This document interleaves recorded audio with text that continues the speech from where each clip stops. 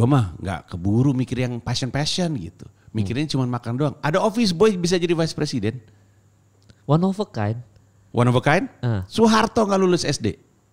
Oh, one of a kind. Megawati nggak lulus kuliah. Ki Hajar Dewantoro tidak kuliah. Lulusan SMA jadi Bapak Pendidikan Republik Indonesia. Tapi dari jumlah rakyat kita yang segitu banyak cuma 4 dan 5 orang masih bisa dihitung pakai jari kan? Karena gitu. hanya orang-orang itu yang punya nyali dan punya keberanian. Makanya sukses hanya untuk yang layak.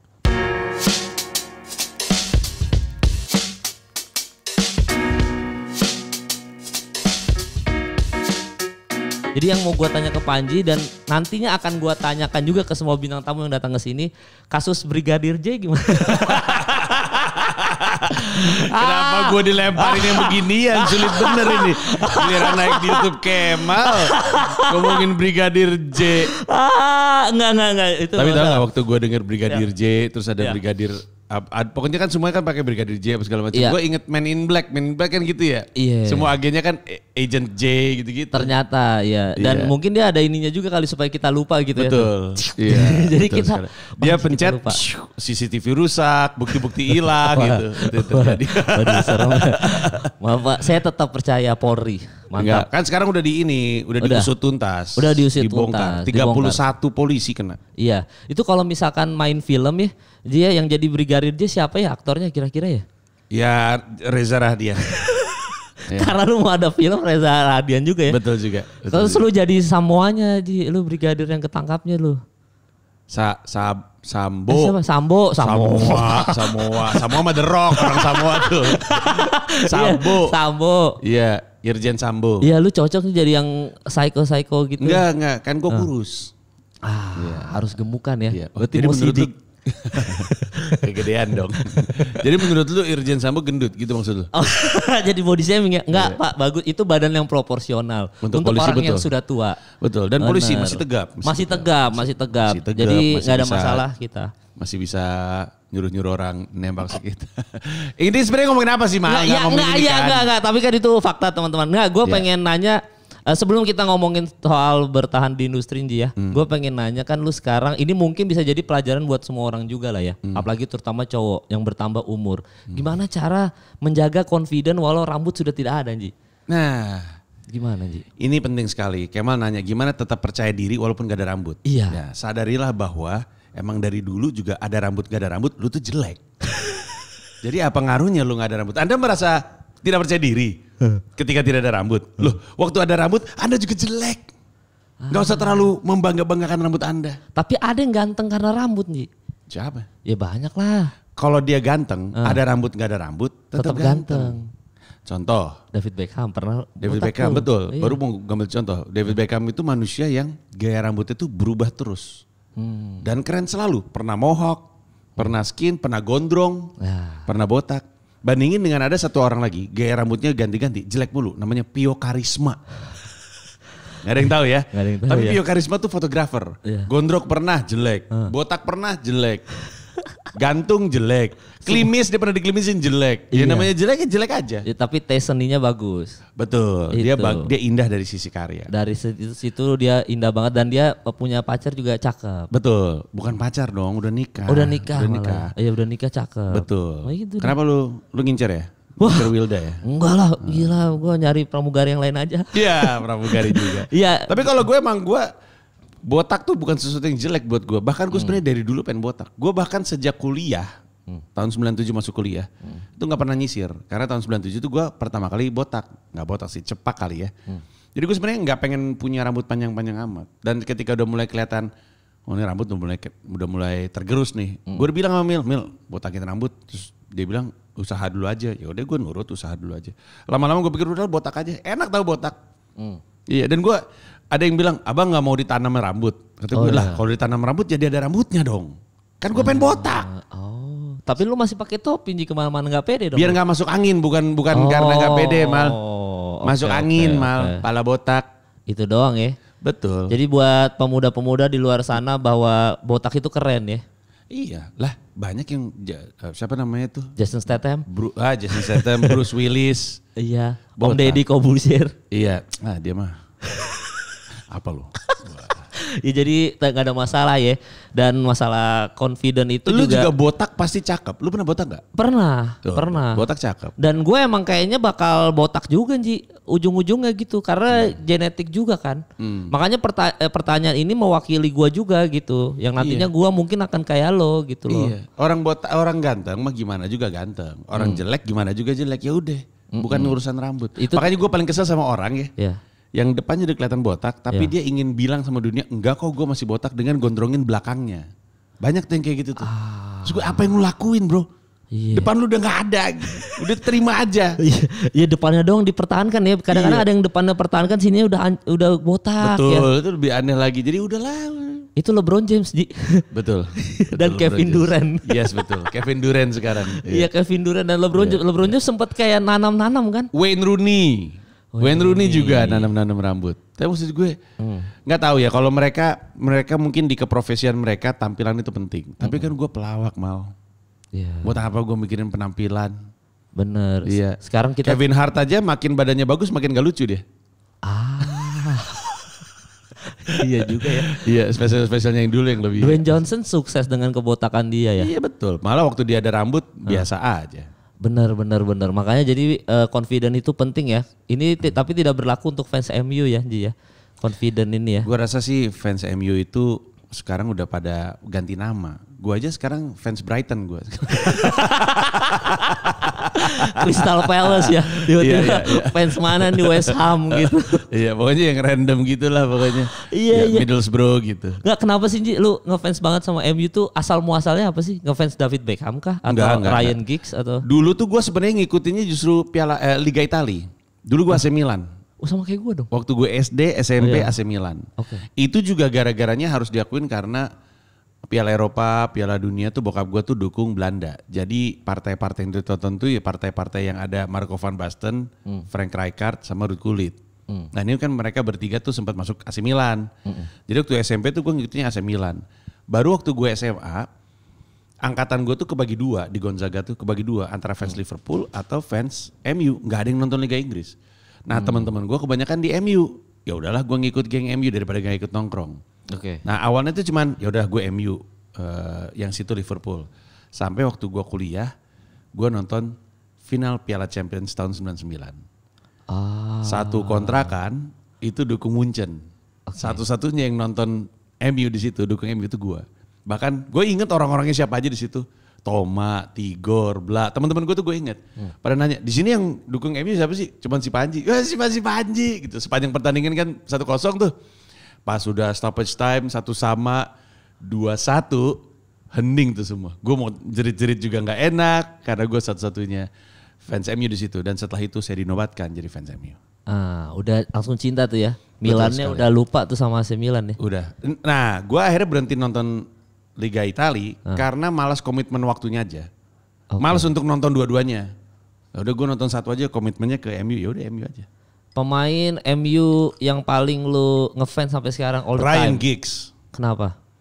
Karena longevity-nya. Oke. Terus udah gitu, ini orang dari akademi, terus gabung, terus udah gitu main winger, terus ketika tua dia main ke tengah, terus sempat mundur ke CDM, ketika dibutuhkan untuk jadi pelatih dia ngelatih. Iya. Legendaris deh itu. Legendaris deh itu. Daripada yang lain-lain kayak Solskjaer. Kedua gue ini. Sherrington gitu. Van Nistelrooy.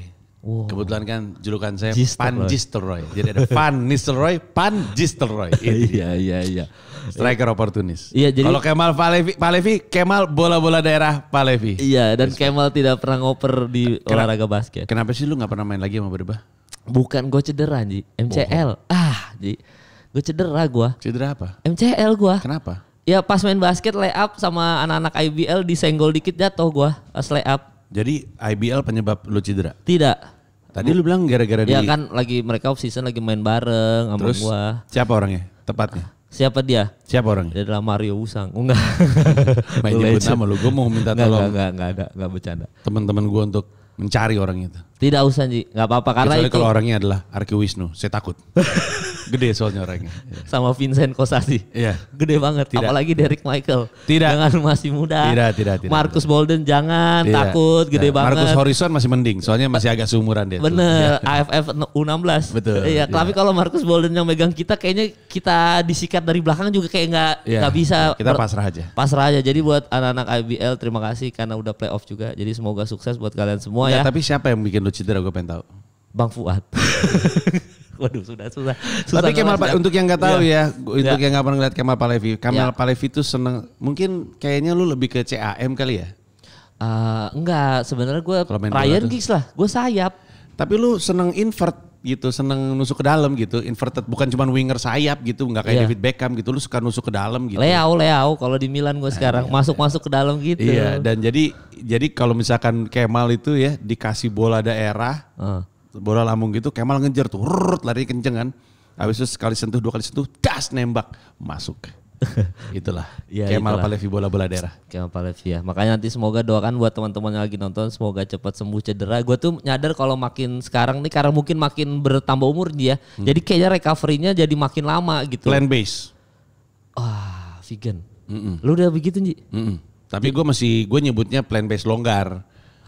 Jadi lebih ke 80. Gue bisa ngitung dalam 1 tahun.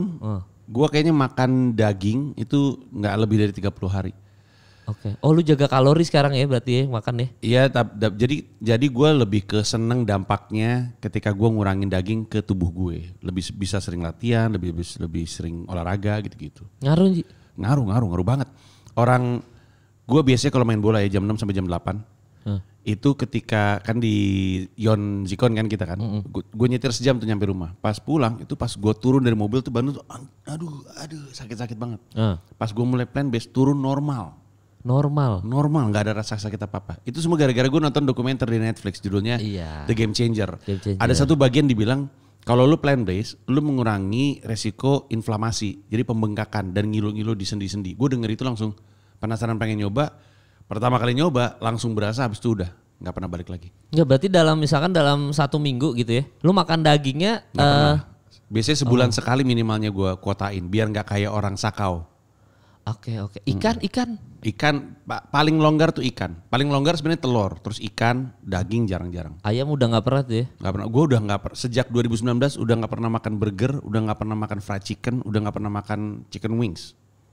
Nggak pernah sama sekali. Yang minyak berarti atau enggak healthy food biasa gitu nggak juga. Jadi benar-benar kayak udah daun-daunan ini aja udah. Iya, sebenarnya dibilang healthy food juga enggak. Salah satu makanan favorit gue kan terong balado, itu kan minyak tuh. Tapi yang penting sayur gitu, jadi nggak ada daging masuk tubuh gue gitu-gitu. Dan itu yang bikin lo sekarang nurun berat badan ya? Ya. Jadi turun karena plan base juga? Betul. Kan ada yang komen tuh, tapi bukan, sakit gitu. Ya tapi bukan karena plan base-nya. Plan base-nya itu bikin gue bisa lebih rutin olahraga. Dulu kalau misalnya gue main bola hari Sabtu, badan tuh masih ngilu sampai ke Kemis mal. Jumat udah agak mendingan sehingga Sabtu bisa main bola lagi. Tapi kalau gue plan base, Sabtu gue habis main bola, kalau gue mau jogging Senin bisa. Abis Senin gue jogging, Rabu gue jogging bisa. Yang bikin gue turun tuh karena ya seperti biasa ya, kalori yang dibakar lebih gede daripada kalori yang masuk. Gue lebih rutin olahraga mulu. Sekarang enggak, tapi ada masanya tuh gue 2 hari sekali lari. Jadi 5 kilo hari ini, 2 hari kemudian 5 kilo, 2 hari kemudian 5 kilo. Kalau sekarang kadang-kadang seminggu 2 kali gitu-gitu. Tapi itu yang bikin gue turun.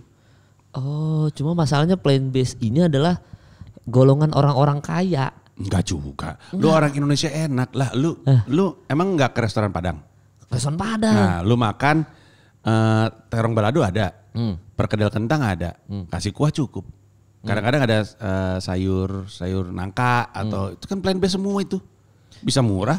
Lu makan warteg. Tadi gue makan warteg. Tipur, warteg gue berapa hari ini?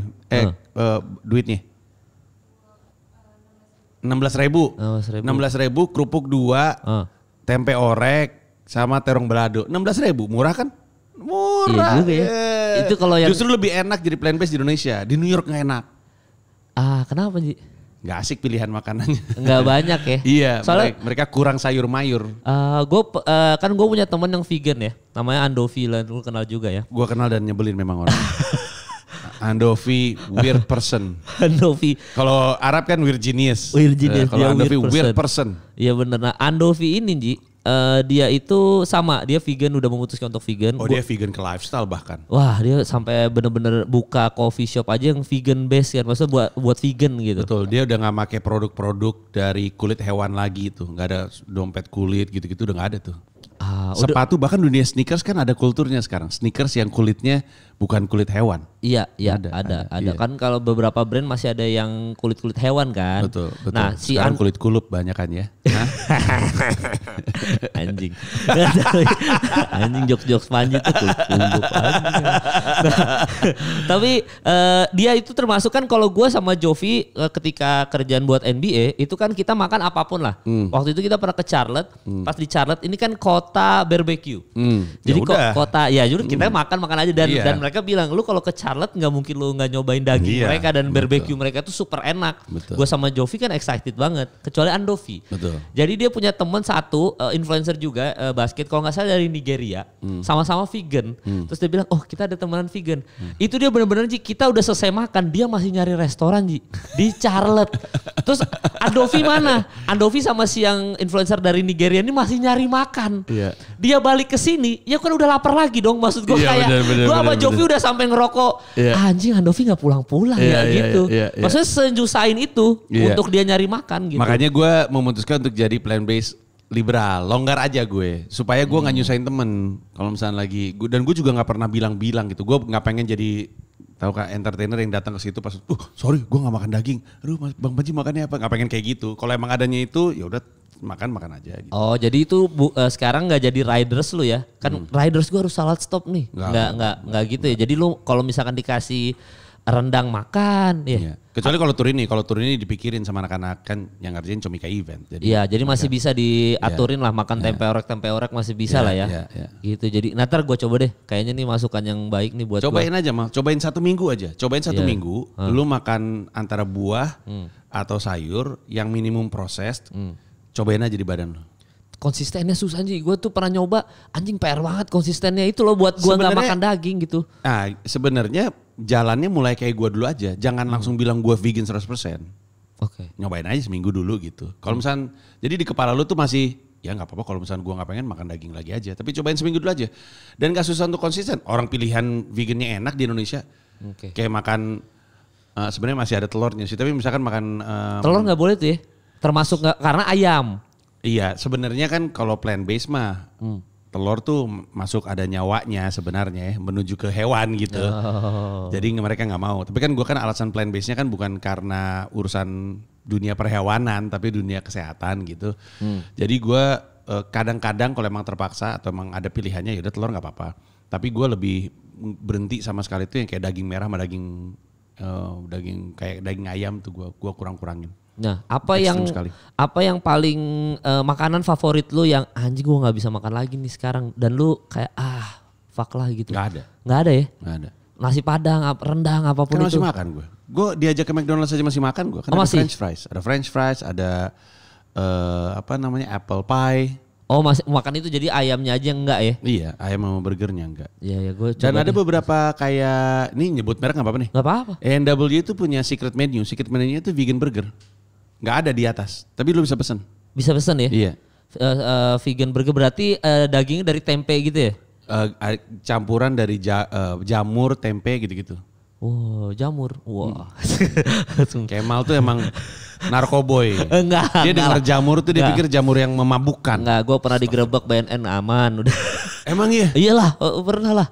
Pernah lu? Pernah lah di apartemen gue. Apartemen lu digerebek? Iya, tapi ya udah gitu. Wow. Tapi memang ke BNN itu selalu gerebek kita di saat kita nggak siap Ji. Gitu. Jadi emang dia tahu kayaknya situasi kita tuh nih orang lagi nggak siap nih. Kebetulan, kita masuk sekarang. Tapi kebetulan lu lagi nggak nyimeng waktu itu. Ya kalau nyimeng gua udah panti rehab nih sekarang nih. Iya. Emang lagi nyimeng kan? Lagi enggak, emang enggak. Lagi enggak, emang enggak pernah. Emang enggak, gua clean banget. Clean parah. Di Indonesia. Di Indonesia enggak. Di Charlotte kan. Anjing wah, enggak lah. Charlotte kan plant based ganja tuh. Tapi kan is kan masih ilegal. Ya? Iya, kalau yang West ini yang udah San Francisco, Los Angeles udah boleh. Ya makanya gue tidak memakai narkoba. Nah, bisa New York udah boleh. Oh New York udah boleh? New York udah boleh. Oh, Makanya waktu gue sama kan anak-anak gue kan udah mulai ikut pindah. Iya. Terus dia, ini lu bawa ajarin apa sih? nyimeng. Enggak, ini bawa apa sih di mana-mana? Gue sama Gamila ini bawa ganja nah, yang kamu cium ini. Di mana-mana. Udah ini ya legal ya berarti New York ya? Legal. Ntar gue main deh. Yeah. Kalau lu berangkat. Yeah. New York tuh gue paling sering berangkat ke situ di waktu belum COVID. Karena pertama cewek ya? Enggak lah. Ada cewek di situ? Enggak, gila nggak ada cewek mana ada. Itu juga nggak apa-apa, malah kenapa sih? Kan lu masih single. Nggak ada masalah, nggak ada gue waktu itu. Jadi waktu itu berarti sekarang ada. Nah jadi gue sering banget berangkat ke New York karena New York ini secara ruang geraknya itu ya lu nyewa hotel di Times Square ya udah lu bisa jalan kemana-mana, bisa nonton Broadway.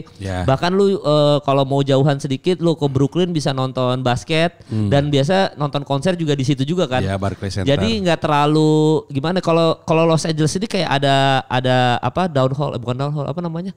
Downtown. Ada downtown terus ada yang pantai-pantainya kan. Jadi lu mau tidur Santa di Hollywood Monica. Atau di downtown jadi kayak agak jauh kemana-mana gitu. Mana ada transportasi umum. Iya. PR gue nyari taksi di Los Angeles. Wah ini PR banget. Nah tapi kalau New York enak. Iya betul. Subway-nya enak. Gak gitu. enak sih sebenarnya tapi nyambung. Gak enak kan sebenarnya mal, kotor, gembel. Kotor, ya. Iya, tapi nyambung. Ya, pengemisnya juga di mana-mana banyak. Betul. Tapi aktivitas sekali lu tidur di Times Square, lu udah bisa ngerayain semuanya gitu. Lu bisa di Broadway, lu bisa makan pergi tinggal pergi gitu. Iya, betul. Makanya ntar gua ini deh. Lu tinggal di mana kalau New York nih? Di Bayside, di Queens. Bayside? Oke, di Queens. Ini dong gua kulit hitam di situ rame dong. Ya di mana-mana kalau di New York mau banyak kulit hitam ada lu. Iya enggak kalau Queens kan enggak tapi area gua tuh area kulit putih sama area orang Korea. Oke. Banyakan tetangga-tetangga gua tuh orang kulit putih atau orang Korea. Berarti lu belajar bahasa Korea? Enggak. Ya enggak juga kan orang Koreanya. Tapi Gamila bisa bahasa Korea. Jadi ketika kami nongkrong di kafe yang ada di situ, dia bisa kayak ngerti apa yang lagi mereka omongin. Soalnya di daerah gua tuh ada kafe Korea banyak, terus udah gitu barbecue Korea banyak, restoran Korea banyak, Korean beauty banyak. Karena saking banyaknya orang Korea di situ. Jadi ya kalau Gamila sih seneng-seneng aja karena dia bisa bahasa Korea. Ya di Queens ya. Di Queens. Kenapa sih Ci lu pindah nih sebelum kita ke topik utama? Gila kita topik ini aja udah 22 menit di luar topik utama. Lu kenapa sih pindah? Emang host gak disiplin kayak gitu sih. Ini bukan host gak disiplin, ini host yang ngalir aja Ji. Betul gue setuju. Iya bukan gimana-gimana. Iya. Mungkin nanti kalau ada bintang tamu yang gak talk aktif kayak lu mungkin nanti gue langsung ke situ ya. Cuman ini kan kayak enak aja gitu. Kebetulan kan gue juga juniornya lu jadi lu mah. Enggak lah gue junior lu gue. Di dunia perkontenan malu senior gue mal. Iya tapi di dunia public speaking gue junior lu. Enggak. Iya kan? Bro. Lu senior gue. Di dunia penyutradaraan juga lu senior gue. Iya tapi yang gagalnya jangan ditiru ya. Semoga yang film lu yang darurat. Mendarat. Iya walaupun itu kayak true story ya. Ada true story-nya tuh ya. Betul. Itu tuh sebenarnya diambil dari biasanya tiap kali ada kecelakaan pesawat tuh berita itu muncul mulu di WhatsApp. Itu sebenarnya karang-karangan aja. Tapi ya, dia muncul jokes om-om kan? Jokes om-om betul. Jokes om-om bener. Ya kayak lu ngumpulin stiker tuh om-om banget Ji. Sorry enggak. Saya orangnya emang seneng koleksi aja. Wah lu kalau netizen ya kan Panji ini sosok yang kritis. Wah ngata-ngatain netizen. Tapi kalau lihat stikernya titit semua bos. Kata siapa? No, tidak ada bukti. Tidak ada bukti. Ya, harus WhatsAppan sama Panji sih emang anjing. Iya memang. Iya. Tapi tidak ada buktinya. Tidak ada bukti. No. Aduh gila kalau temen sama Panji wah tahu banget sosok kritis nih ngomongin pemerintahan. Lu memang. Iya. Tapi ya. Stiker WhatsApp saya juga berdikari dan bermartabat kok. Udah beda jauh lah masalah stiker. Nah ini kembali ke soal New York. Kenapa lu pindah ke sana Ji? Karena gue sejak lama menyimpan mimpi untuk menjadi stand up comedian yang basisnya di New York gitu. Pengen jadi New York comedian itu deh cita-citanya. Gue waktu itu nonton tahun 2017 nonton video YouTube. Judulnya 441. Itu video YouTube yang dibikin sama komedian namanya Andrew Schulz. 441 itu video dia manggung di 4 comedy club. Bawain 4 set yang berbeda tapi dalam satu malam. Oke. Jadi dia habis stand up di sini, terus naik subway, pindah ke comedy club yang ini, terus pindah lagi naik taksi ke sini, terus pindah. Itu semua dilakukan dalam satu malam. Terus gue ngeliat itu dan ngerasa, ini keren banget nih. Ini nih kehidupan yang keren sekali gitu. Sebagai komedian lu bisa pindah dari satu tempat ke tempat yang lain.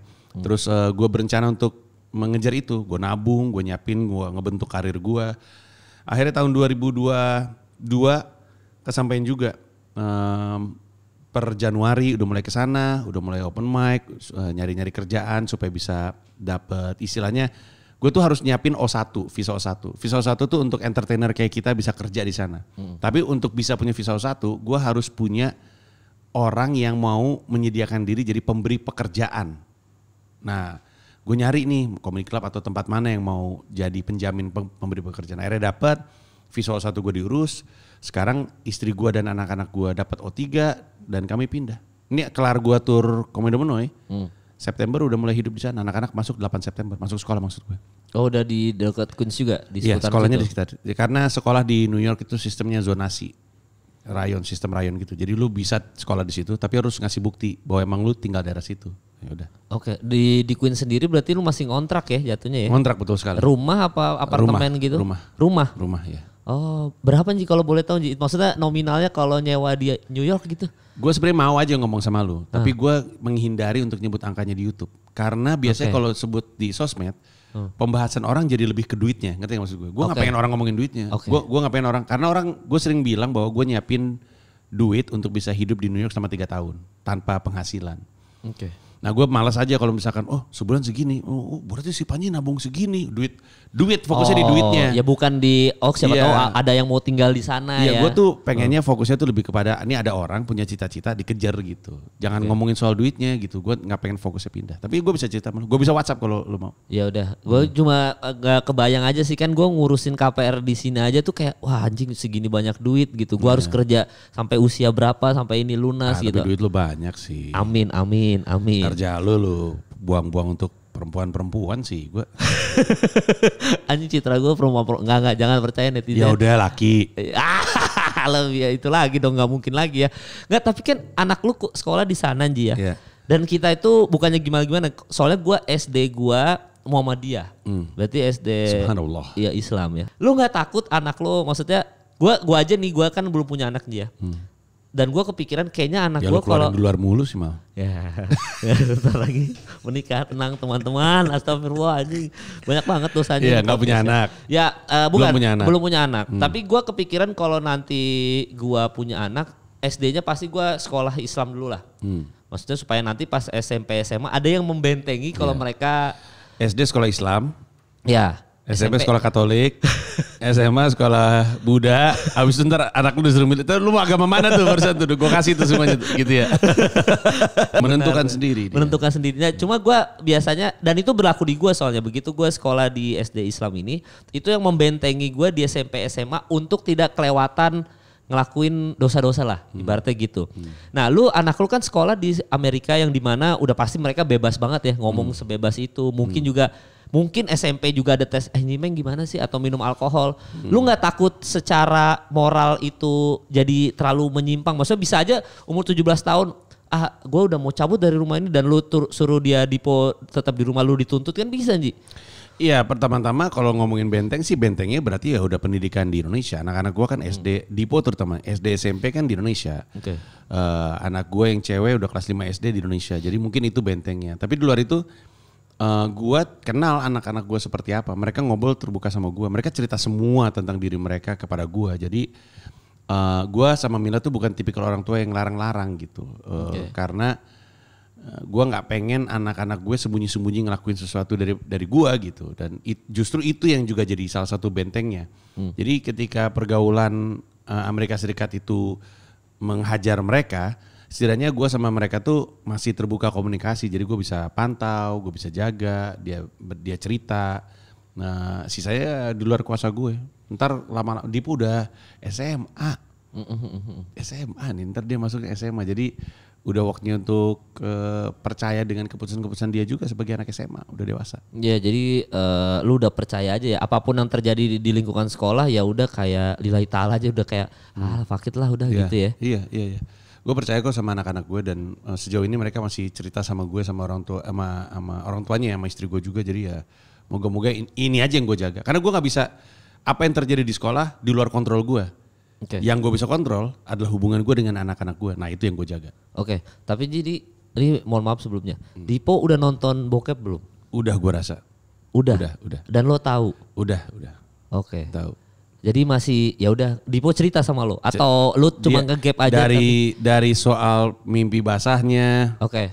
Dari soal dan kelakuan-kelakuannya kayak lagi buka bokep di kamar gitu kalau misalnya lagi diketok. Tapi gue nggak mau ganggu. Oh lu nggak mau ganggu ya? Ya masa, Po lagi ngapain Po? Ayo pengen lihat selera kamu seperti apa kan males juga kan. Enggak, tapi lu ajak diskusi. Maksudnya kayak tadi nonton Iya obrolannya ya, terbuka, obrolan terbuka. Iya. Oke. Oh berarti udah sampai tahap situ ya? Iya. Ya oke lah, semoga sukses Anji di New York. Soalnya gue tuh sempat lihat spesial lo, ya kalau nggak salah di Beer Hall ya. Di Beer Hall. Ini sebabnya. Terus lu bilang kayak kejarlah cita-cita lo gitu. Nanti supaya lu kalau hidup nggak nyesel. Iya. Ya ini termasuk berarti New York ini termasuk agenda itu ya. Supaya lu nanti nggak nyesel. Takut penasaran. Sebenarnya paling besar tuh takut penasaran gitu. Udah nyampe tua terus penasaran gitu. Dulu kalau gue niatin gimana hasilnya ya. Aduh gak enak banget tuh pas itu. Gak enak banget. Udah tua udah gak bisa ngapa-ngapain malah. Tapi lu siapin worst case skenario-nya. Misalkan ternyata. Berlapis-lapis mal. Skenario cadangannya berlapis-lapis, ready semua. Kalaupun ada kegagalan ya. Iya. Tapi maksud gue, emang ini keputusan yang ekstrim banget sih. Kemarin nentuin rumah aja beratnya bukan main, karena kami pikir ini akan jadi tempat tinggal kami yang baru gitu. Sementara sejak gue nikah ke rumah yang ini, gue nggak pernah pindah-pindah. Rumah tuh rumah itu aja.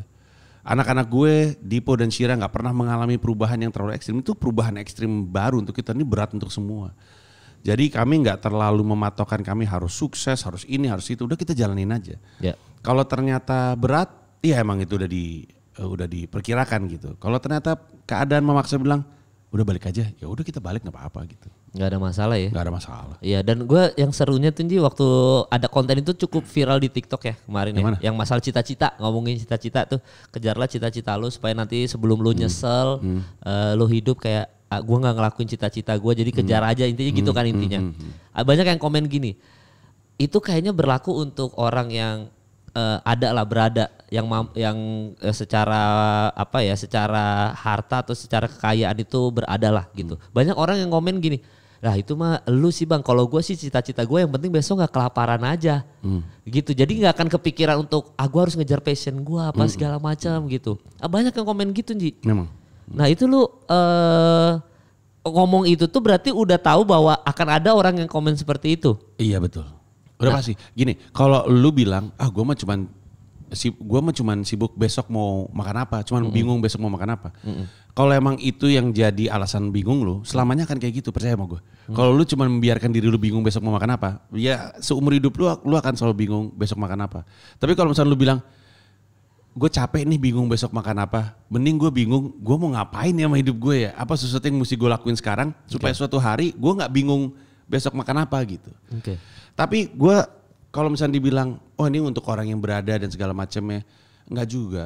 Lu mungkin pernah ke New York jadi mungkin lu bisa membenarkan ini, tapi gue udah di New York lama kan.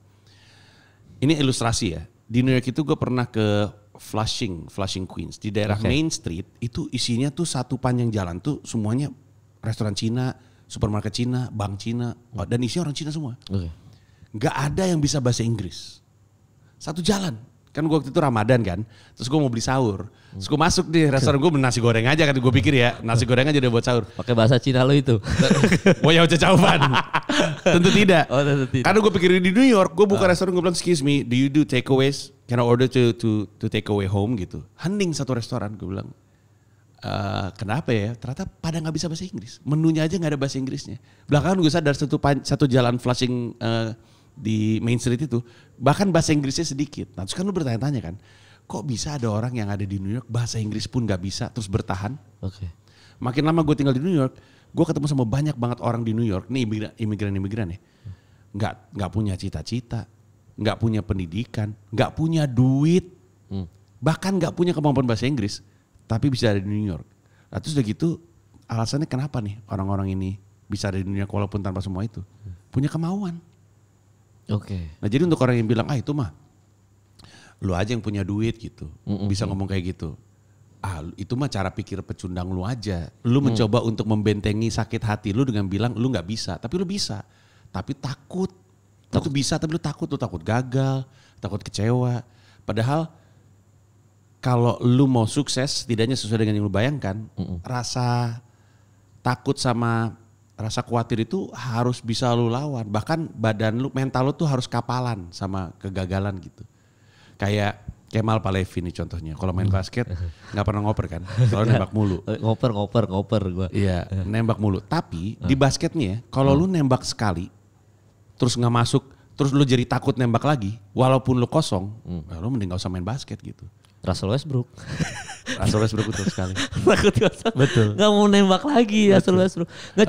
Iya, tapi maksud gue artinya lu harus kapalan sama kegagalan gitu, sehingga lu bisa ngelewatin itu.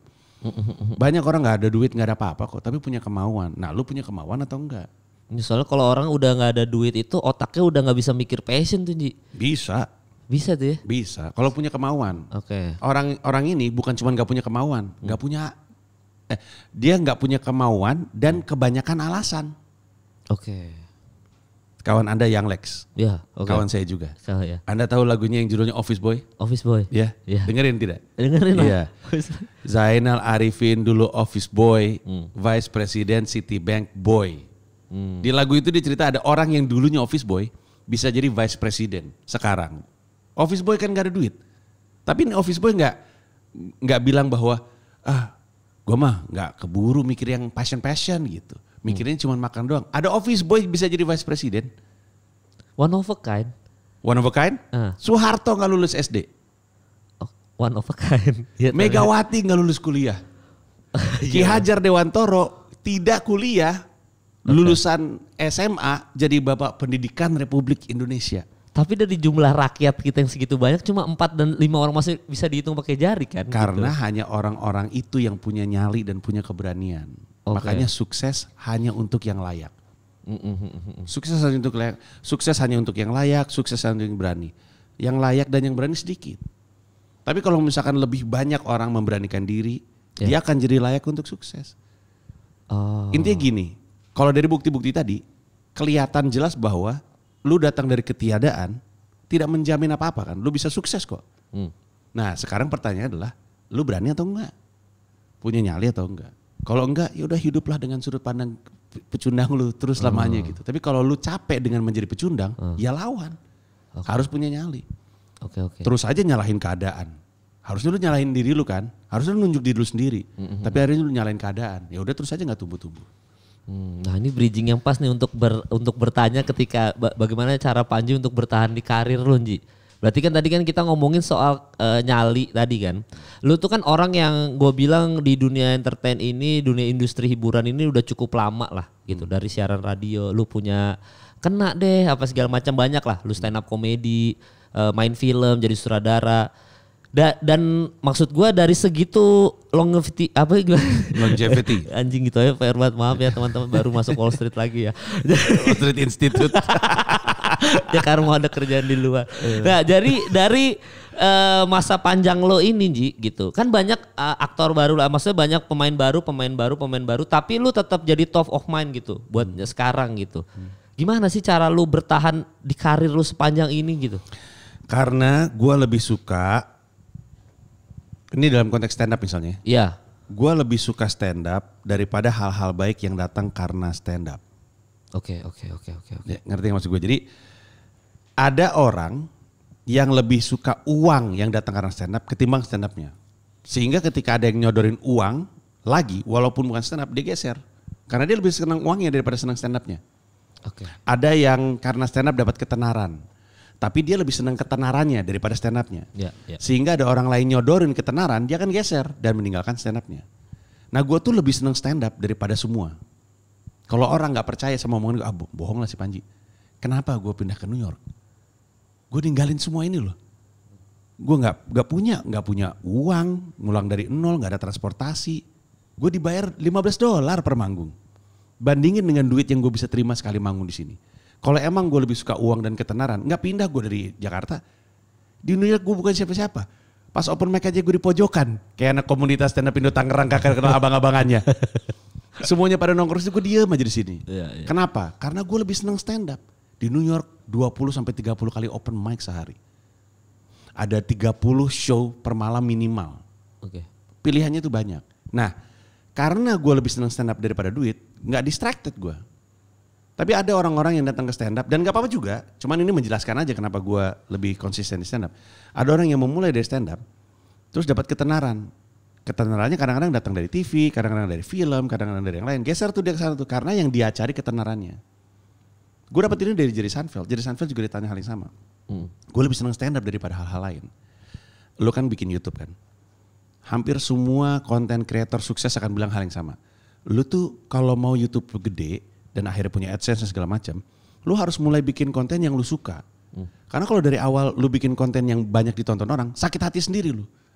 Lu bikin konten yang viral, sakit hati sendiri ketika nggak viral. Akhirnya karena lu sakit hati, lu berhenti ngerjain sesuatu.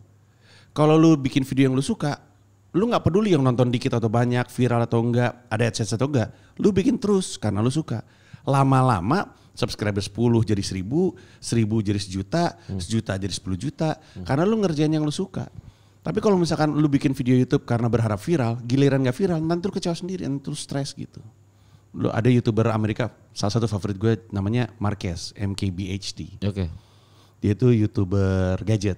Oke. Kemarin dia baru aja ngelihat video-video dia waktu dia masih kecil. Dia pertama kali bikin video YouTube tuh 13 atau 14 tahun. Masih culun, cuman masih kamera gak jelas gitu. Tapi dia suka apa yang dia lakuin. Sekarang jadi YouTuber gede. Jadi mau itu YouTube ataupun stand up, kalau lu lebih seneng apa yang lu kerjain ketimbang hal-hal baik yang datang dari apa yang lu kerjain tersebut, lu akan konsisten di situ. Karena gak distracted gitu. Nah itulah alasan kenapa. Jadi waktu di TV pun gue mah sibuk senang-senang aja bikin sesuatu yang gue suka. Jadi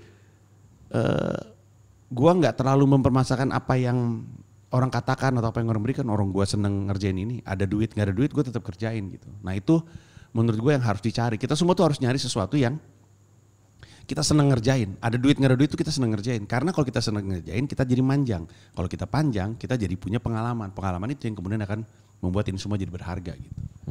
Tapi kan itu pencarian Ji, maksud gua lu akhirnya nyampe di stand up comedy itu setelah lu berusaha siaran, bukan berusaha ya, lu emang penyiar gitu dan lu bawain acara, baru akhirnya lu menemukan stand up kan. Rap dulu jangan lupa. Oh ya rap, iya bener. Nulis rap dulu juga. Bener nulis buku juga. Nah jadi kan maksud gua yang lu kerjakan itu untuk akhirnya lu bisa ngomong karena gue suka stand upnya itu kan panjang Ji. Betul. Dan makanya itu kan gue gak pernah melarang. Itu bukan ngikutin duit, maksud gua siaran nih. Di mana duitnya ketika kita nge-rap Kemal Palevi? Anda nge-rap kan? Ada duitnya gak? Gak ada. Semua kan gue bilang sama anak-anak hip hop Indo. Pokoknya siapapun yang masih nge-rap sekarang pasti karena cinta. Karena gak ada duitnya. Gak masuk akal kan? Ngapain gue nulis buku? Orang gak laku. Ngapain gue nge-rap orang gue gak laku? Ya gue ngelakuin apa yang gue suka aja. Berarti pas lu ngambil acara TV, ketika lu lagi siaran, itu kan berarti wah ini ada peluang duit gede dong gua jadi penyiar, jadi terkenal. Bukan. Dengan lu jadi pembawa acara enggak? Cita-cita gue tuh waktu gue kelas 6 SD adalah jadi presenter NBA. Teman-teman gue pengen jadi Jordan, Charles Barkley dan Magic Johnson. Gue pengen jadi Ari Sudarsono. Gue hampir jadi presenter NBA nih sekarang nih jalan gue tuh. Ya. Iya, jadi dulu itu kelas 6 SD gue pengen jadi presenter NBA. Gue tahu jalan itu lewat siaran radio. Dan ketika tawaran TV datang, waktu itu ada acara Crash Bone. Basket tuh. Star Mile. Iya. Ada masih ada gak Roko Star Mile sekarang? Udah gak ada, udah bubar. Udah bubar ya? Iya. Gue ikut. Itu tuh gue ambil karena gue pikir ini selangkah lebih dekat menuju presenter NBA. Karena basket, gue bisa showcase kemampuan bahasa Inggris gue. Ya udah terus gue ambil. Jadi emang gak pernah duitnya. Tapi karena ini tuh proyeksi menuju apa yang gue pengen. Dan akhirnya kejadian juga gue. Waktu itu NBA kan sempat tayangnya di Jak TV. Iya, iya. 3 musim gue di situ. Akhirnya udah selesai. Habis itu gue cari lagi, pencarian lagi. Gitu terus aja.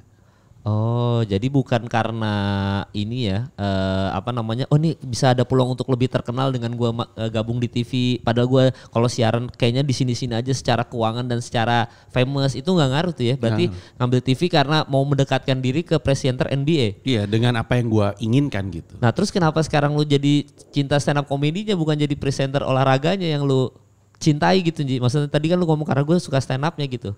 Bukan, karena harusnya lu bisa bilang karena gue suka jadi presenter gitu. Tapi kan lu sekarang meninggalkan dunia presenter kan. Untuk lu full time stand up comedian gitu. Itu kenapa? Karena pada akhirnya, dan kita semua akan ngerasain seperti ini. Lama-lama tuh kita makin ngerti sebenarnya tuh passion gue apa ya. Dulu gue pikir passion gue tuh tampil. Dulu lagi malah gue pikir passion gue tuh komik.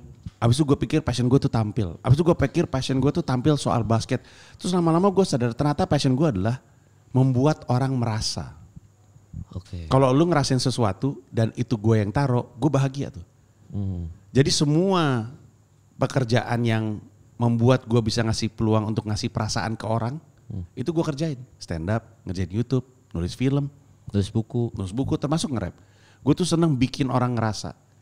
Kalau lu ngerasain entah itu jadi semangat, atau jadi bahagia, atau merasakan sesuatu yang romantis, atau apapun lah.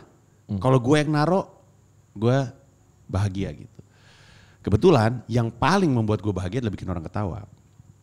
Itu bahagia banget. Karena orang ketawa tuh masuk ke kita itu, energi dari tawa tuh enak banget gitu di sini. Bener, karena rewardnya tuh instan. Ngelempar joke, reward. Ngelempar joke, reward. Ngelempar joke, reward. Jadi di gue tuh terasa lebih enak. Bersyukurnya gue banyak juga yang sepakat bahwa gue lucu gitu. Karena gue bukan yang terlucu, kita semua tahu lah. Dan gak ada siapa, terlucu di Indonesia siapa, orang relatif kan, tergantung di mata siapa. Kalau gue bilang yang terlucu di Indonesia Sam dan Adriano Colby, yang ngefans sama Dodit pasti gak percaya. Tapi emang gue setujunya itu gitu, mau ngomong apa gitu. Nah jadi itu yang membuat gue kemudian jadi seperti sekarang gitu. Karena gue ngerti, gue tuh sebenarnya pengennya bikin orang ngerasa sesuatu gitu. Lu siaran berapa tahun Ji, siaran? Radio? 12 kayaknya. 12, jadi host TV itu tadi berapa tahun? Dari 2004. Ya 2004 kayaknya kalau nge-host gue mungkin berhenti terakhir tuh di mana ya, gue bahkan gak inget sih. Gak inget ya? Iya. Jadi kurang lebih anggap aja let's say udah 6 tahun lebih lah ya. Berarti 12 tahun siaran, 6 tahunan lebih lu jadi host TV. Terus berkecimpung di dunia rap berapa lama kira-kira? Dari 2008 sampai sekarang. 2008 sampai sekarang. Berarti udah lama banget berarti sampai sekarang udah di atas 10 tahun ya. Nah, stand up comedy total berarti dari 2011 ya? 2010. Gue pertama kali stand up 2010. Berarti sekarang udah 12 tahun 12 tahun jalan gitu. Nah, ini tuh dan akhirnya setelah lu stand up comedy 12 tahun jalan kan lu udah enggak siaran, udah jadi presenter. Mungkin enggak karena lu udah boring sama satu bidang ini, akhirnya lu coba mencari supaya lu ada semangat hidup lagi, lu jadi host. Oh ternyata adrenalin jadi host udah cukup, akhirnya lu mencari adrenalin lagi di stand up comedy. Mungkin gak nanti, mungkin 5 tahun ke depan adrenalin itu udah gak ada lagi di lo, jadi stand up comedian. Akhirnya lu jadi coach komedian atau apa, jadi mungkin kan berubah aja lagi gitu. Mungkin aja. Kalau gue sih karena saat ini gue merasa gue seneng bikin orang merasa sesuatu. Tapi ini tuh bisa aja salah, bisa aja numbuh terus, bisa aja berubah terus. Orang kan berubah mulu gitu. Jadi sih gue tuh selalu mengejar apa yang membuat gue bahagia. Dan ternyata yang membuat gue bahagia tuh bukan uang dan ketenarannya gitu. Tapi fulfillment gitu. Gue tuh lebih seneng, kalau bikin konten ya, gue lebih bikin sesuatu deh. Gue bahagia gue tuh datang dari ngelihat apa yang tadinya di kepala gue tuh ada wujudnya. Ketimbang wujudnya diapresiasi sama orang. Ngerti gak? Ada kan orang yang kebahagiaannya datang dari gue bikin terus dapat apresiasi. Ada yang kayak gitu dan gak apa-apa juga. Kalau gue tuh kebahagiaan gue tuh tadinya di kepala gue ngeliat barangnya. Nah itu kebahagiaan gue. Apakah orang tepuk tangan atau enggak, apakah orang ketawa atau enggak, atau apakah orang senang atau enggak tuh bukan urusan gue. Jadi mungkin aja. Karena yang gue kejar adalah apapun yang bikin gue bahagia. Bukan karena musimnya juga tuh ya. Masa waktu itu lagi musim semua jadi penyiar, musim jadi TV host, atau musim semua lagi hip hop lu nge-rap, bukan karena musimannya ya. Enggak, pencarian itunya ya. Iya.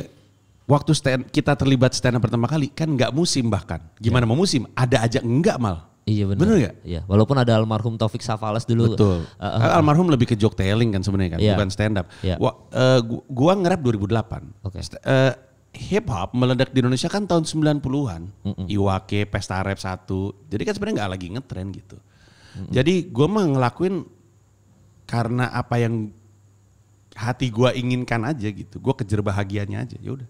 Ya dan lo akhirnya sekarang dapat bahagianya ya. Berarti itu yang kayaknya gue lakukan sih. Kan gue sering dibilang, Kemal nge-rap, nanti nge-band. Itu orang yang gak punya bakat malah ngomong kayak gitu mal. Dia gak ngerti dia. Bener gak gue? Udah gak punya bakat. Kalau dia punya banyak bakat, dia gak akan mempermasalahkan lu. Karena dia ngerti, gue ngerti kok yang Kemal lagi lakuin, gue juga kayak gitu. Tapi mereka gak punya bakat mal. Lu gak punya bakat. Abis itu lu mau menjatuhkan orang ke level lu.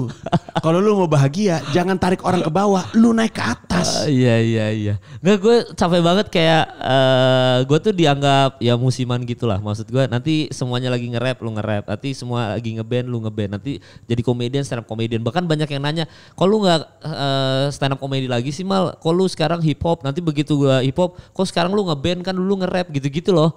Ya berarti karena mereka tidak berbakat aja. Karena mereka ngelihat dunia tuh lewat kacamata dia. Iya. Dia nggak nangkep gitu. Di kepala dia tuh nggak masuk gitu. Dan nggak apa-apa. Cuman ketika mereka ngomelnya itu membuat kesannya lu yang salah. Padahal enggak. Lu nggak apa-apa. Mereka juga nggak apa-apa. Udah nggak usah saling salahin aja gitu. Emang kenapa? Lah, Bung Karno itu presiden, tapi arsitek juga. Iya. Bener. Iya, orang dia bikin banyak gedung gitu. Lovers juga, lovers. Lover boy, betul lover sekali. Boy, iya, lover boy. Da Vinci, pelukis, engineer, filsuf, politisi. Iya. Oslo Ibrahim, musisi. Oslo Ibrahim. Banyak. Iya. Nah, kalau misalkan lu cuman punya satu kemampuan, ya udah. Tapi jangan kemudian ngetawain orang dan marahin orang yang punya banyak gitu. Kalau lu punya banyak bakat, kebahagiaan lu datang dari eksplorasi terhadap semua itu. Oke. Kalau lu bisa nyutradara, ya sutradara lah. Kalau lu bisa ngeband, ya udah ngeband aja. Kenapa lu harus takut mikirin perasaan orang? Ini untuk yang lain ya. Kalau Kemal kan memang pemberani. Tapi maksud gue, ngapain lu harus khawatir mikirin perasaan orang? Itu orang ngasih makan lu kagak. Dan untuk orang-orang ini emang mereka boleh untuk beropini. Tapi lu juga boleh untuk gak peduli kan. Mereka mau ngomong aja. Demokrasi ya. Jadi biarin aja mereka ngomong buat diri. Kita juga ngakuin buat diri kita sendiri kan. Dan gue juga boleh dong gak dengerin lu gitu. Kan gue gak ngelarang lu ngomong. Tapi boleh dong gue gak dengerin lu, itu kan hak gue. Iya dong, ya udah. Tapi itu ability yang menurut gue, lu tuh gini Ji, kan lu bilang tadi gue boleh dong gak dengerin lo, gue juga ngelakuin apa yang gue suka, lu sukanya adalah menghujat gue ya biarin aja itu kesukaan lo gitu ya. Cuma gue bingung deh, kenapa lo masih komentarin netizen yang gak sepaham sama lo di kolom Instagram atau kolom Twitter lu gitu Ji? Kebanyakan untuk menjawab orang lain yang kepikiran hal yang sama. Oke. Misalkan gini gimana ya? Kayak yang lu terakhir ngatain masalah RUU KUHP ya lu tolol karena lu gak milih anggota DPR MPR-nya. Lu asal nyoblos-nyoblos aja, sekarang mereka ngambil kebijakan kayak gitu ya kesalahan lo juga gitu kan. Lu kan sebold itu statementnya gitu. Nah akhirnya ada yang komen banyak banget yang kontra sama lu dan lu akhirnya balesin dia gitu kan.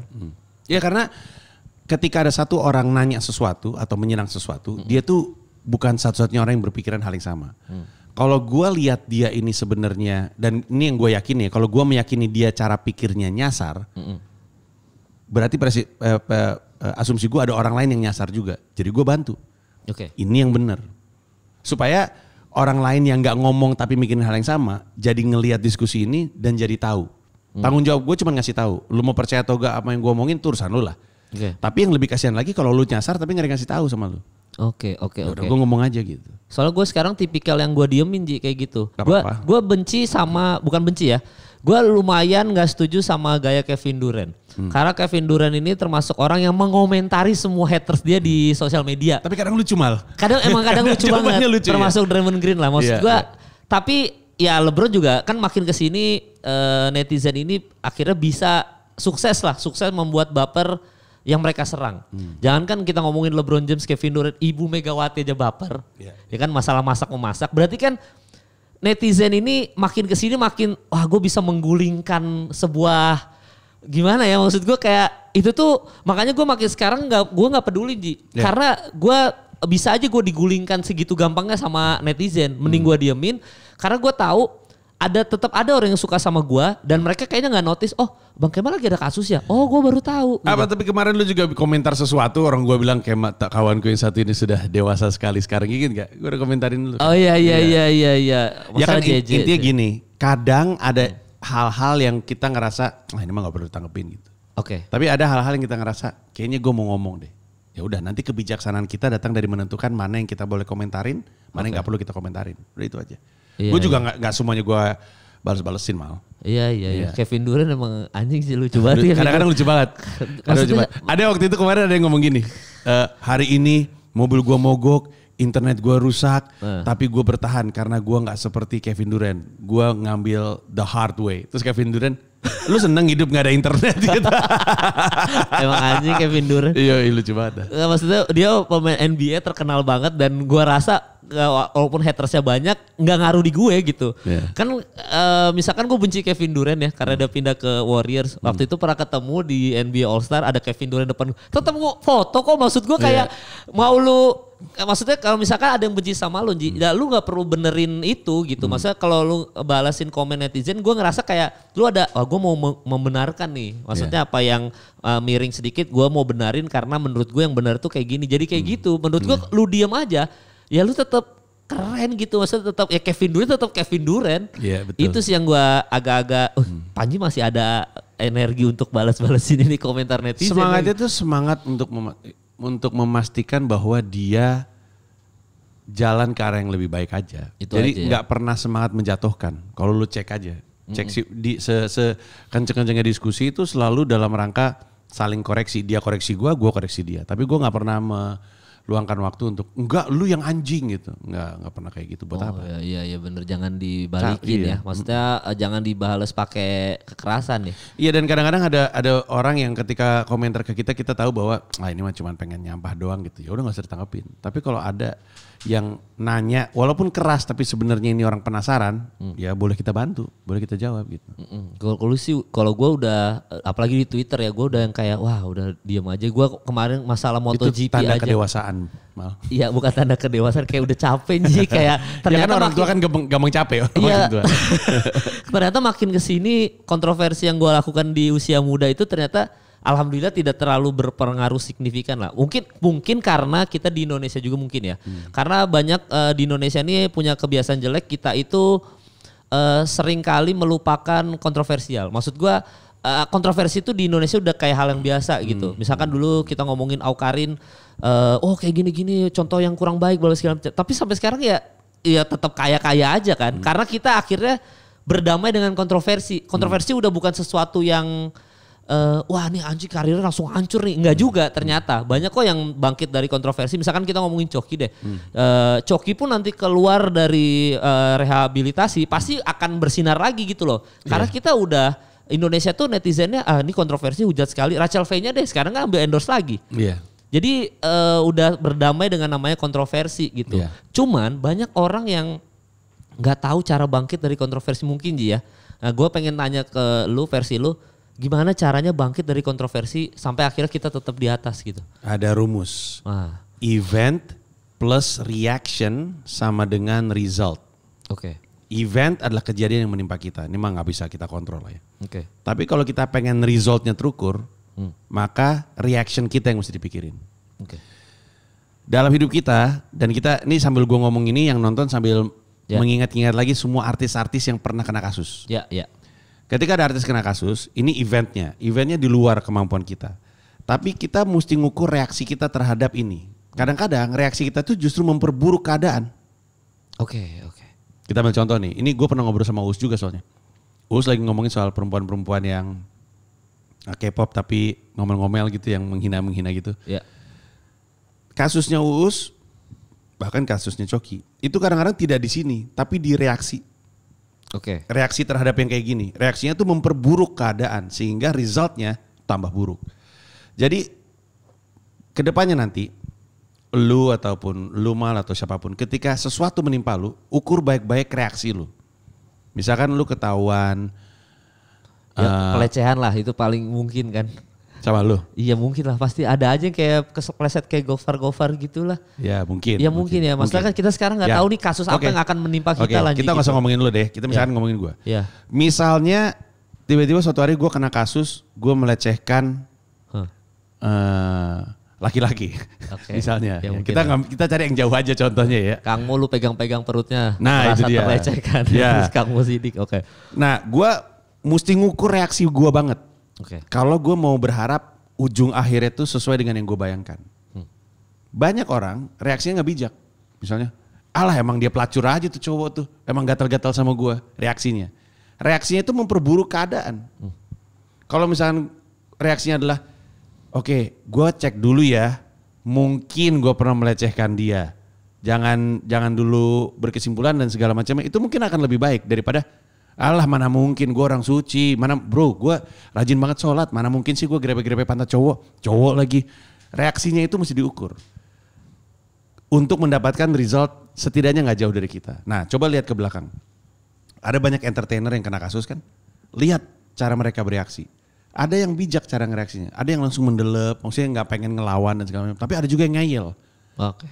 Nah nanti lu bisa ngelihat, lu bisa ngebandingin ketika artis A kena event ini, reaksinya bagaimana, lalu kita lihat ujung resultnya seperti apa. Bandingin dengan yang lain, ada yang bijak, ada yang ngomel, ada yang diem, ada yang ngilang. Nanti kita lihat baik-baik.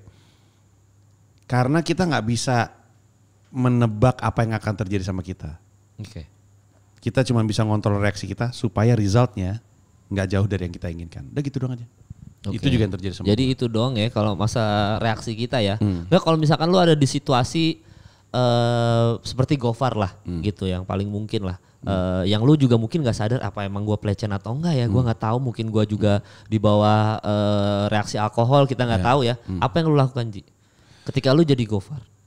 Gue sih pertama sih, ini kalau internally gue harus ngomong sama istri gue sama anak-anak gue dulu nih. Sebelum mereka dengar dari orang-orang. Dan gue harus ngomong sama mereka apa adanya. Nah sebenarnya mungkin lebih penting adalah ini benar atau enggak. Gue mesti tahu dulu ini benar atau enggak. Kalau emang ini benar, menurut gue orang Indonesia itu walaupun bising tapi relatif cepat memaafkan. Kalau lu salah minta maaf aja kelar. Ya. Kalau emang lu salah ya. Tapi mengaku salah datang dengan konsekuensi ini gampang ngomongnya. Kalau itu terjadi sama gue pasti mikirnya lebih ribet lagi. Ketimbang gue ngeles dan bohong dan menghindar dan segala macamnya, bayar orang dan segala macam, ya baru aja ada kasus, habis bikin salah dengan semua jabatan dan fasilitasnya dan kemampuan minta tolong 31 polisi lainnya, dia bisa mencoba untuk, dia mencoba untuk nutupin kan, padahal masalah aja gitu, akhirnya kan terungkap juga pada akhirnya. Tapi kalau ini tidak benar, nah gue mesti pelan-pelan juga ngomongnya, karena kalau misalnya gue langsung ngomong, enggak itu enggak benar, orang akan nangkap itu sebagai sebuah ngeles atau apa gitu ya. Jadi gue akan lebih baik diam aja dulu, nggak ngasih pernyataan apa-apa, menghindar dan segala macamnya, sambil gue mencoba untuk mengumpulkan bukti. Itu sebenarnya yang Gofar berusaha untuk lakukan kan.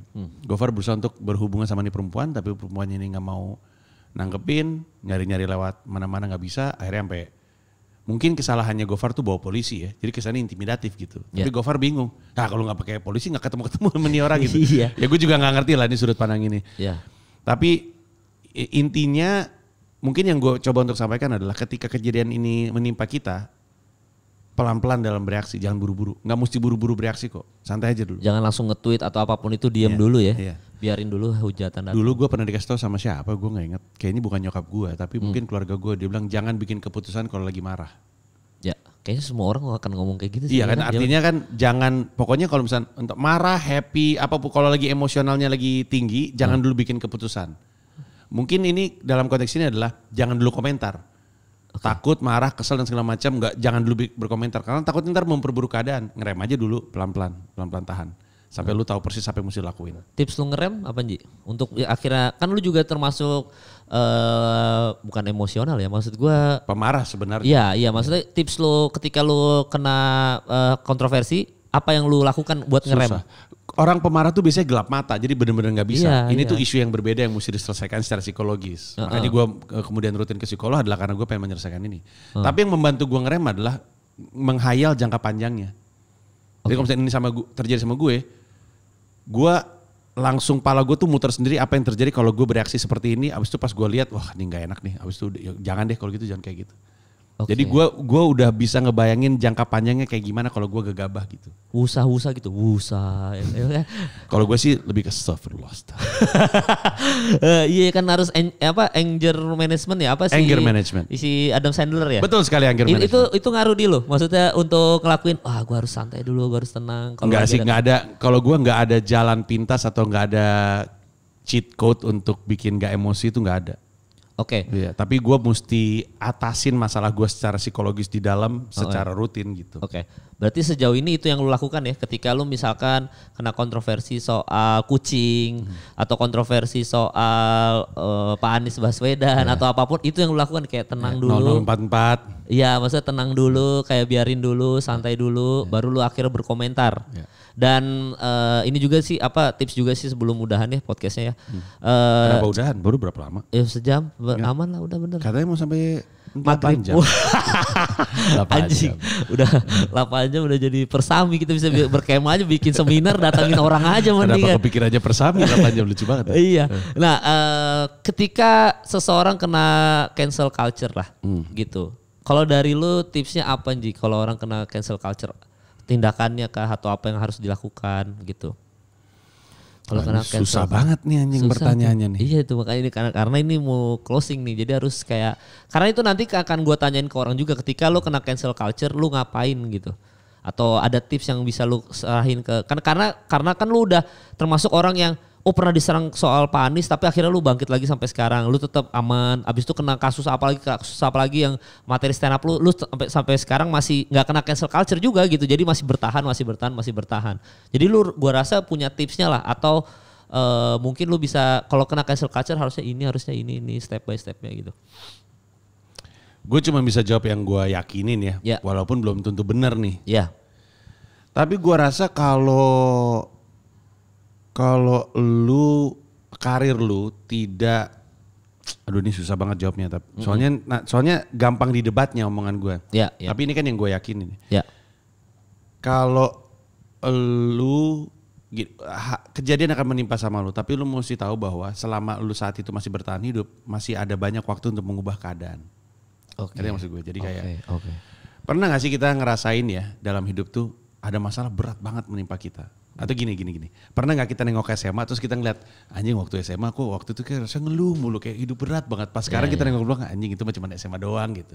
Atau waktu zaman kuliah, kita ingat waktu kuliah tuh rasanya kita ngeluh mulu, ngerasa kuliah itu berat dan segala macemnya.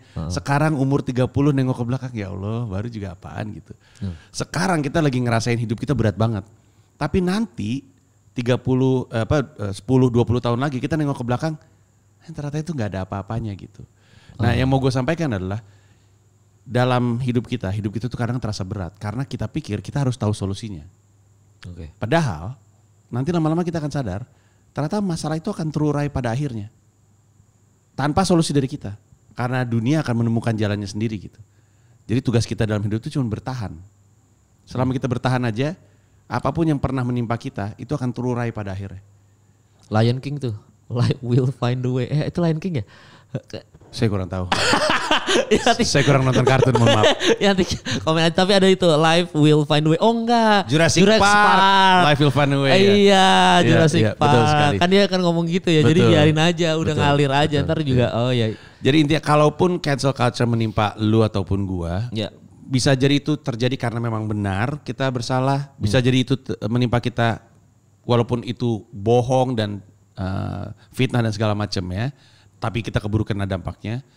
Kalau kita bertahan aja, walaupun kita nggak tahu nih masalah solusinya seperti apa, tapi kalau kita bertahan aja, nanti hidup akan menguraikan masalahnya sendiri pada akhirnya.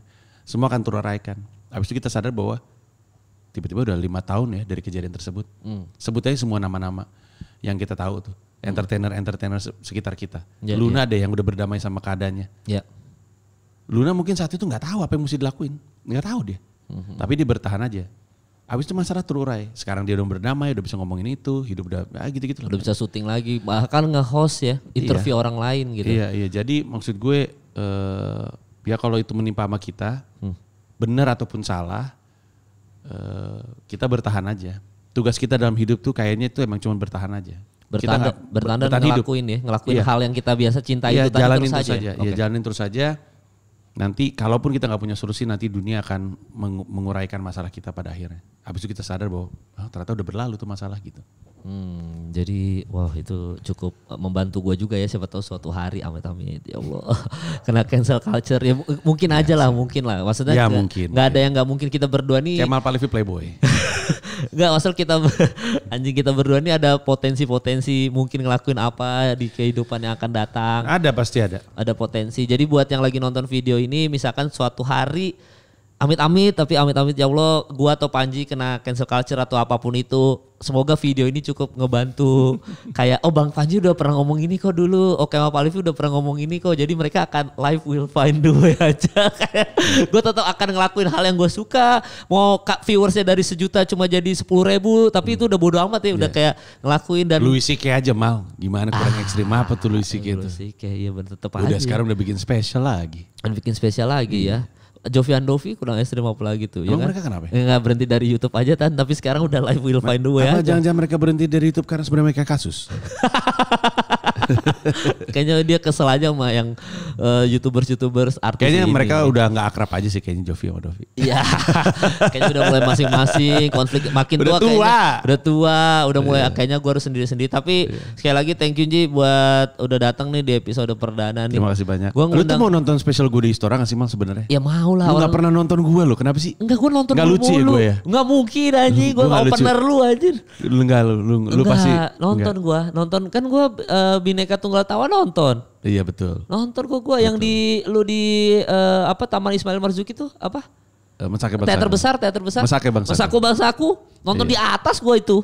Iya nonton Ji, gue gak mungkin gak nonton Ji. Istora mau nonton gak? Istora mau. Iya. Mau, karena itu sebelum lu pindah New York kan. Betul, abis itu gue gak akan balik-balik lagi. Iya, gue datang deh. Ntar kita ini deh. Pokoknya sukses terus buat Panji, karir lu ntar di New York. Kalau misalkan ada worst case scenario udah ada. Lu kalau ke New York WhatsApp gue nanti nonton gue ya. Iya, nonton lu stand up di sana. Nanti saya siapin tiket untuk Anda. Iya, ada anak-anak kuliahan di sana kan? Baik-baik kan anak kuliahan di sana. Ada cowok-cowok manis gitu kan? Iya. Banyak Mal, gue siapin buat lu Mal. Bercanda netizen. Ya pokoknya thank you Ji ya. Thank you man. Thank you, sehat-sehat ya Ji. Sama-sama. Sampai ketemu di episode selanjutnya.